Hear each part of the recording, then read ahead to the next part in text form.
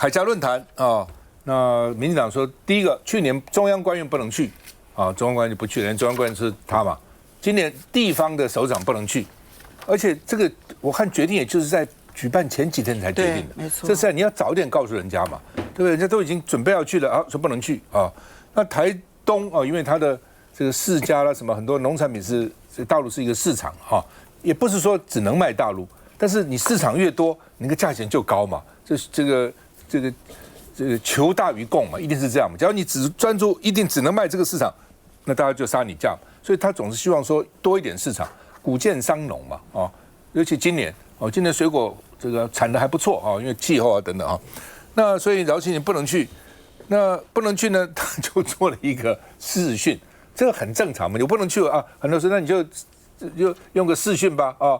来，等于是恭贺一下啦，哦，祝你大会成功啦，哦，然后希望你们多多买我们的世家，就是这样而已嘛，哦，那你又没有规定，当时也没有说你不能用视讯，他大概想也没想到用视讯，其实很容易，我们常常很多地方不能去，就做个视讯啊，甚至打个电话都有可能啊，哦，好吧，那现在饶庆林用视讯，政府说要查，说这个就是政府的定义是海峡论坛就是老共的统战场所，你去用视讯。就是你去配合他的统战，所以要查。你难道不懂？我不要你去，就是不要去配合他的统战吗？那为什么用视讯呢？哦，那问题是，你罪行法定，你总有一个东西啊，你法律也好，命令也好，你没有讲说不能视讯嘛？那没有讲的就不罚，没有让你罚准，你要用什么罚他？更何况饶庆林台东现在2任，已经任满了，你罚他什么东西？你怎么罚他？就讲这话很无聊嘛。讲了以后，当然。台东地方人士就很生气啊！县长是为我们的农产品啊，为我们的这个收入啊，你罚他干什么呢？哦，好吧，而且呢，这个国民党的这个张亚平主任说，邱垂正也曾经出席过海峡论坛，为什么以前可以，现在呢都不能去呢？台东乡亲也炸锅哦，说中央要查处。卢秀燕也说，他说你赖清德总统因为不可能到处去跑嘛，这个日理万机哦。但这些首长帮你到处跑，愿意帮忙，对不对？纷纷出访，不是很好吗？对不对？出访都代表国家嘛。那你为什么这个不但不感谢，还是要封杀首长？就是封杀人民啊！他是帮人民去讲话啊！这是卢宪讲的啊。那牛许婷说，国民党不要再有抗中保台的 PTSD 啊，这个创伤后压力症候群。哦，就是说呢，因为民进党哦说他们要抗中保台，所以国民党现在碰到大陆事情就很害怕哦。你好像一副就是你就是亲中卖台，因为民进党是抗中保台，所以国民党很多人都有这种压力症候群。刘许婷说不要再有这种症候群了啊。那另外呢，张宁鹤因为出现在海峡论坛，所以呢，陈玉珍啊这个跟张宁鹤在一起呢，说有邀请他，而且我拿到他经纪人电话。这是我统战他吧？我要他来，不是我统战他吗？谁统战谁很难讲了哈。那反正不管，就是说呢，这个陈玉珍就说呢，这个他当选以后就邀请他到金门啊，那还有其他的艺人一起要来啊。时间在年底选后，而且呢能带动这个舞蹈的观光啊。我们看一下。申请参加海峡论坛被驳回的台东县长饶庆林以录影形式推销世家，官员扬言要依法查处是否违反两岸条例。两岸同根同源，血脉相连，有着割不断的文化根脉。文化的力量也总能跨越山海，连接起两岸同胞的心。我真诚期待更多台湾同胞可以跨越海峡，来大陆走一走，看一看。论坛期间还举行包括凤梨世家、文旦柚、茶叶、石斑鱼等多项台湾农渔产品的采购合作意向书签署仪式。至于中方具体的采购数量与总金额，却是一个字都没有公布。至于负责海峡论坛开幕演说的中国大陆全国政协主席王沪宁，一面喊话要增进对中华民族、中华文化的认同，一面重申支持一个中国原则与9·2共识，坚决反对台独。由于海峡论坛的统战特性，陆委会早前已经明令禁止中央和地方政府人员参与相关活动，因此这回在论坛上发表演说的是中国国民党副主席张荣恭，立委陈玉珍则以台湾嘉宾、金门县民意代表身份参加。至于借录影方式在农渔产品签约仪式上现身的台东县长饶庆林，则可能因为违反禁令遭查处。不要任何事情都泛政治化，卖农产品到大陆会出卖台湾吗？海峡论坛有去免罚，没去挨罚，这统战合作的标准到底怎么算？来，亮君。我想这个海峡论坛一直以来都是中国对台的统战平台了。那这从2009年到现在一直是如此哦。那近年来呢，中国当然对台的这个促统促融的力道也不断的增强。那过去只针对中国官员，中央官员，那现在呢是针对地方政府官员也下了这个禁令哦。那我想这是相对应这个中国对于台湾不管是武力也好或者是文攻也好，这些对台湾压迫。我觉得这个是政府的反制作为啦。那但是当然，大家讲说，那去推广农产品也很好啊。对，我认同。如果我们的台湾的好的农产品可以外销到各个不同的国家，甚至外销到中国也很好。可是大家不要忘记，从2021年开始，中国呢就以各种奇奇怪怪的理由为由呢，禁止台湾的水产跟农产外销到中国。之前他们就讲什么2021年就说台湾的凤梨有介壳虫，然后就不让台湾的凤梨再销到中国去了。然后我们查半天也查不出介壳虫到底在哪里。2022年的时候也是石斑鱼啊，石斑鱼被验出这个孔雀石绿也是一样嘛。那所以这些事情就是说，从2021年一直到现在就是说中国它不管在经济的封锁上或在政治上面，他们都是用这种手段来去逼迫你要去这个配合中国，或者是去试图在政治上面让我们要去附和他在政治上9·2共识的说法等等的。可是我觉得我们不应该这样子去做妥协。那当然在民间上面，大家有很多的交流，这都可以去做。可是呢，我觉得还有一个部分是要提醒大家的，就是说，除了政府官员去到中国就是我们会认为有统战的疑虑之外现在很多的这个一般的旅游，大家也都还是可以去中国嘛。可是现在有一个问题是，陆委会最近有公布了这个我们现在台湾去到中国，然后结果不见失踪，或者是被中国非法滞留的人，这几年来可以说是陆续的增加。2024年的时候大概只有55人，然后2025年就是去年到了221人，然后到今年大概3月多的时候有85人失踪不见。那我的意思是说，像这一些状况，就是我们都希望说交流是频繁的，那民间的交流也好，政府的交流是健康有序的。可是如果中国一直不断的是要用说你一定要接受9·2共识，你一定要接受和平统一，然后大家才能够在这个基础之上才能够去做交流跟互动，我觉得这个其实就是政治勒索嘛。那如果是政治勒索的话，国家对国家，你要对台湾这么做，那台湾也用同样的方式，我们是在维护我们自己在主权上面，在政府上面的坚定立场。我想这个部分，不管在中央官员也好，在地方官员也好，这个是最基本的底线。老师，我觉得亮君是个好人基本上在民进党的委员这个议员里头，而且他到本节目来的表现，比在其他节目更加高一点。一把位做派还差，所以看在你的份上就高。不过他刚才热腾的一段回应我觉得跟海峡论坛、跟饶庆林的这件事情没有关系他扯了太多其他的东西。我觉得你刚才一开口就想说这个海峡论坛是中共中央对台的统战平台，你下结论你就是这样讲。我觉得当然我也同意你的看法，因为老共每一样类似的事情都有政治的盘算，这个我不能怪你有这个讲法。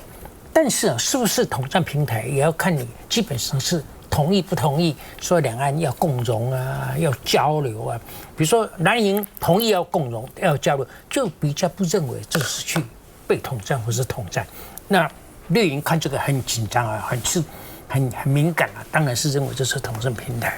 但是我觉得蓝营尤其包括你在内，你都讲这有什么好怕的？就说你统战，你捅我就捅回去这是你的口头禅我觉得你这种很勇敢的这种论点我是不太同意的了。为什么？一个大的那么大，一个这么小，你凭什么有几样东西可以捅回去？而且你的优点可以捅回去的，难道大陆人民不是已经知道了吗？有什么好被捅的？那我不了解的就是说，为什么以前是限制中央首长，现在变成地方，是情势更紧张了吗？当然更紧张了，更紧张了，当然更紧张了，当然是更紧张了。还有，那就是说他们统战的效果更好了，是不是？他们统战的力道更强了，更强了哈。是。好，那为什么啊？你这次限制地方首长，而没有限制中央的民代？比如说陈玉珍去那边这次的活动啊，跟那个什么贺啊、林贺啊、张凌贺啊、照相啊，讲了一大堆啊，邀请他来金门，它的效果要比饶庆龄只是一个视讯啊，在向大家致意、向大家感谢，哪个效果比较大？这个陈玉珍的效果比较大啊？为什么陈玉珍就放过啊，饶庆龄就不行？我这个也觉得奇怪。但是哈，你这样讲，明年就限制了。但是我认为这样啦，这当然是说当时他的规定不够周延，所以他是用命令的。饶庆龄搞了一个那个视讯啊，是钻了这个漏洞啊，让你得逞，所以他当然不服气、不舒服，就要追究到底。有什么好追究？他就是跟大家感谢、跟大家致意，就是这样。这样有什么不可以的呢？但是我觉得这个我们的陆委会啊，我们的这个海基会啊是不聪明啊，我觉得上当了，我觉得上了饶庆龄的当，因为他紧追不舍啊，台东的票恐怕都跑掉了。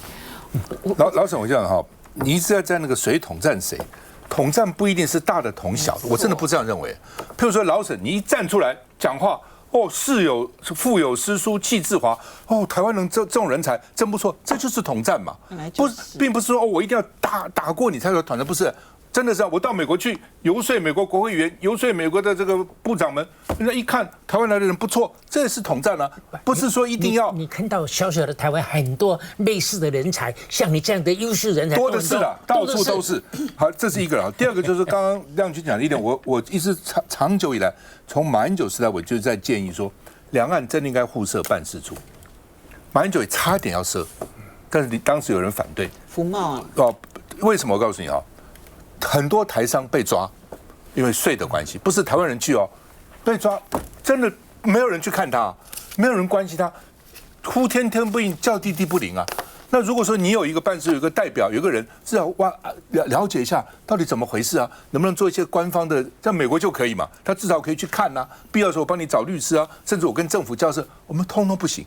台商一年帮台湾去年赚了1000亿美金的顺差，没有人管他们的权益嘛，所以本来就应该要互设一个也许叫办事处，也许叫联络处，反正不管叫什么名字，就基本上是要关怀的。的确，这是一个大问题啊！我去了失踪了，我找谁啊？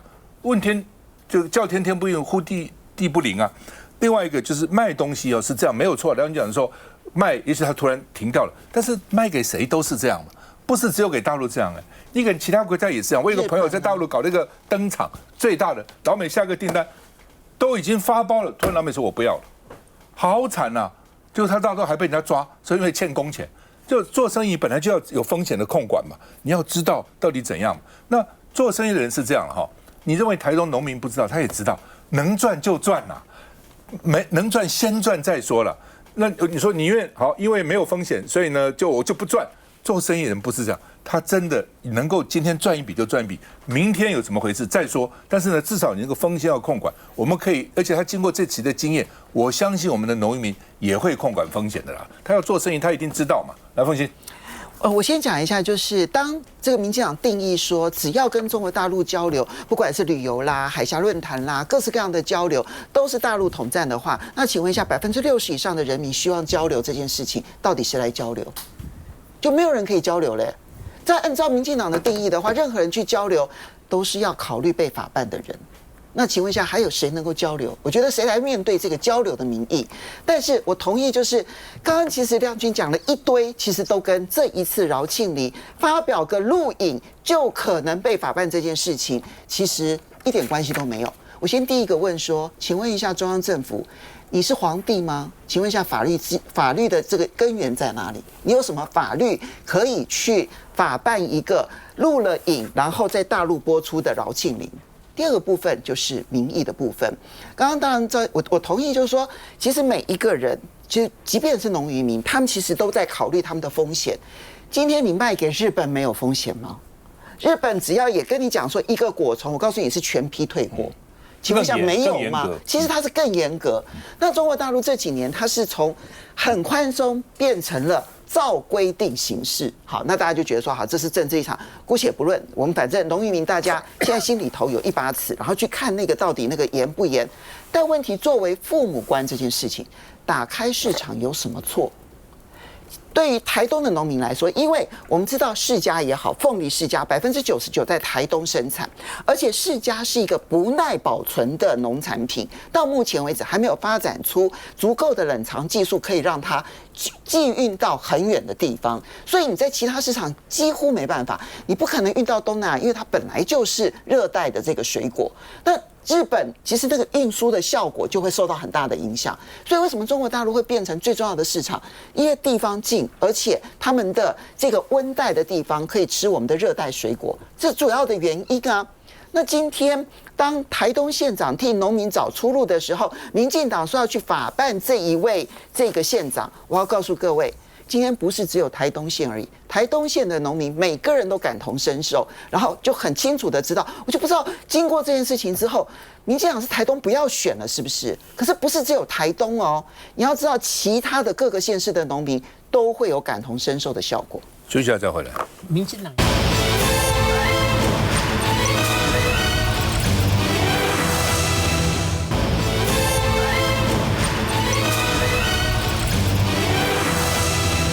好，台湾有一个美国商会发表2026，每年都有一个白皮书了哈，重申台美经贸伙伴关系很重要。废话，当然重要啊，这讲废话。那他们关切能源的稳定供应哦，因为美国要给我们301调查，说301调查不需要太过担心哦。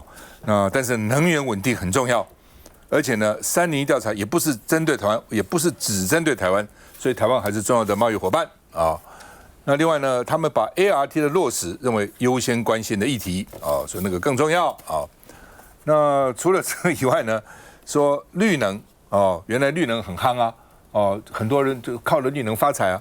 说呢，原来这个深威能源一股192块，现在跌到3块4，很惨啊，要下市了。所以投资人不很惨吗？6月23号要下市，有32000个股东被套牢，哦，这个蛮惨的哦。那换句话说呢，就是说当时哦哇讲的好像哇这个绿能多伟大，现在所谓绿能炼金术哦，所以呢将近3万的散户被坑杀哈。王宏威说，民进党绿能炼金术养套杀，坑杀股民。我们看一下。I think our members are looking not specifically at one area or another, except for the ones, of course, in that industry. 看的不只是特定发电来源，因为先前辉达执行长黄仁勋来台多次提到，台湾需要更多的能源和电。美国商会执行长魏凯说，重要的是多元能源结构。But again, the more diverse supply we can have, the more optionality there is. 台湾美国商会16号发表2026台湾白皮书，重申台美经贸伙伴关系持续深化，也提出4大优先合作领域，其中就包括提升能源和基础建设韧性。It is a national security issue. Reliable power and grid resilience affect every industry, especially as AI demand accelerates and geopolitical pressure continue to reshape global energy markets. 至于美国日前启动301调查，商会说不必太担心。The 301 investigation actually has been issued to 60 economies, so it's not just Taiwan.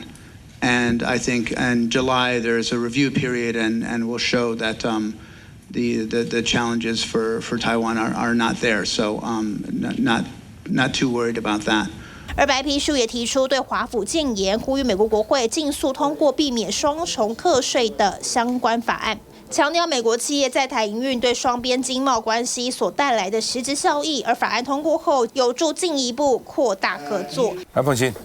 这件事情其实还蛮严重的，就是这牵涉到的不是只有森威下市这件事情，因为森威呢，它底下的一个这个子公司，这个子公司呢去标到了台电的离岸风电的风场。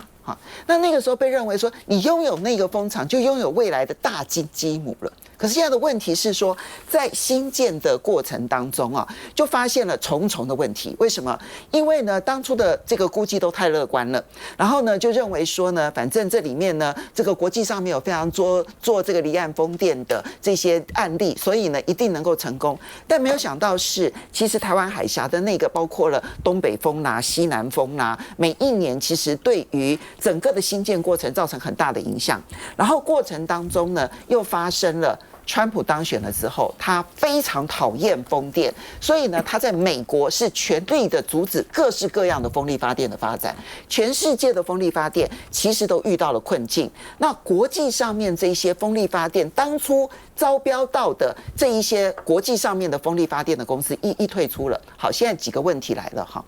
它只是，所以深威能源它在新建的过程当中成本大幅度的提高，可是呢，这个进展非常的有限，所以银行团抽腿。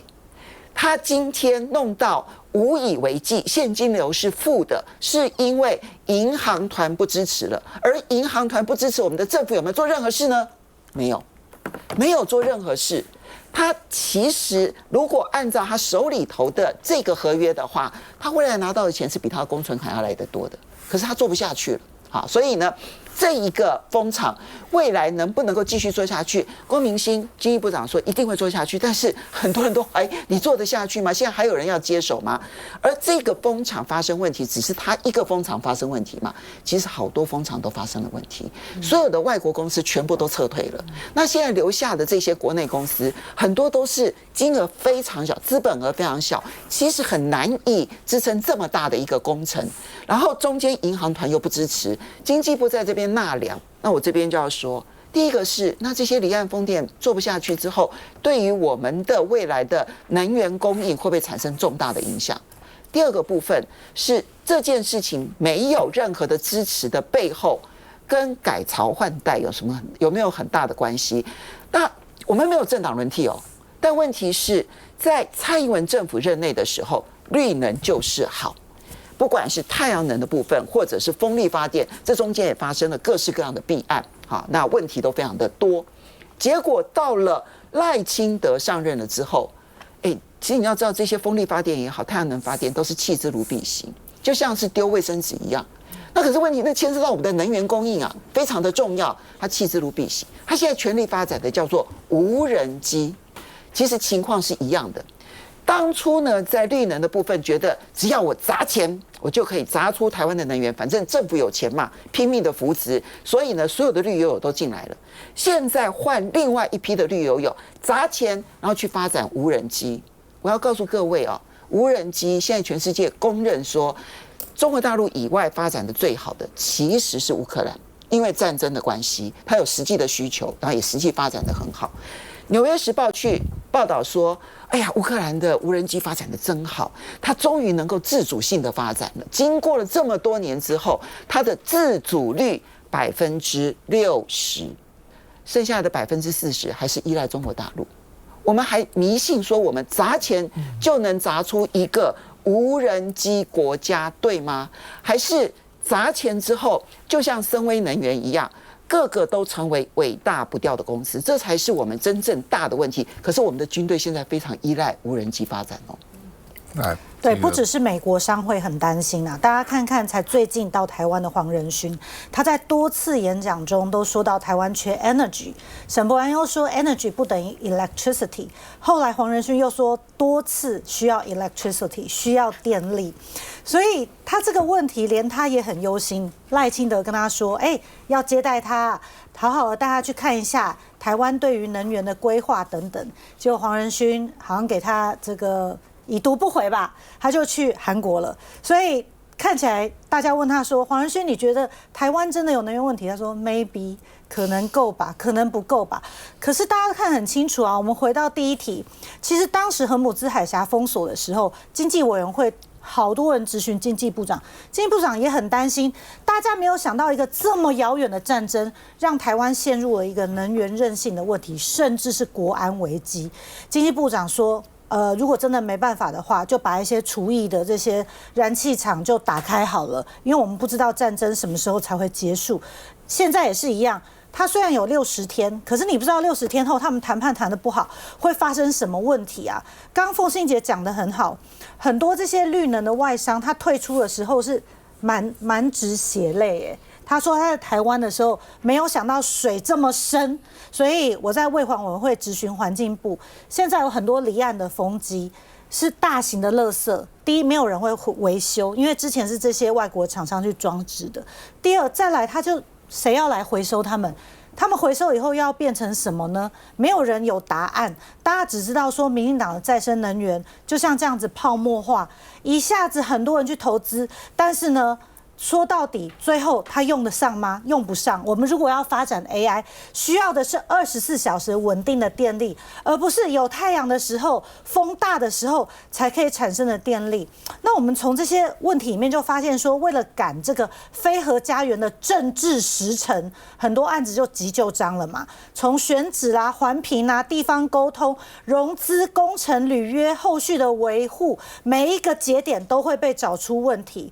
那现在很多地方也开始反弹了，本来要建，你看很多人都去抗议嘛，大家已经发现风机原来是一个遥不可及的笑话。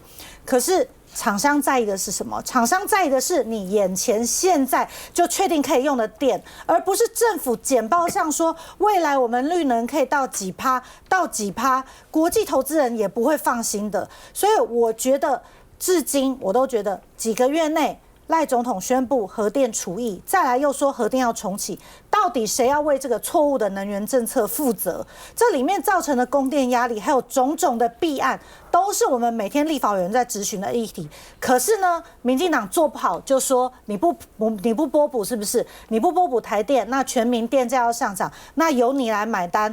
我觉得监察院最该查的就是这些所有绿能相关的，而不是去查萝卜糕里到底有没有萝卜。对了，就是说你任何的这个能源都要因地制宜啦，要适合这里哦。举例来讲说，好像我们觉得台湾阳光很强，对不对？我举个例子你就知道，我们台糖1年榨糖的时间3个月，因为我专家我知道这件事情，榨糖只能榨3个月。菲律宾1年的榨糖榨多久你知道吗？泰国1年榨糖榨多久你知道吗？11个月。台湾是有阳光，但是跟泰国阳光比，跟这个菲律宾阳光比，你差多了。因为我们常常会有云，对，就是基本上你就是你以为是有，其实好风对不对？夏天有台风很麻烦，冬天海象也不好，可能又另外一个问题哦，东北季风来太大也不行，太小也不行，所以它有一些先天环境的限制的。老沈做一点小补充呢，跟风电也许没有直接关系，但是有一种钱是不容易赚的，就跟海岸线有关系的。你晓得跟海岸有关的工程啊，只要有赚头，你晓得一开始的时候什么东西挖来一张渔船来了，渔船包围，说因为你们的这些害我捕不到鱼，那你觉得有那么简单吗？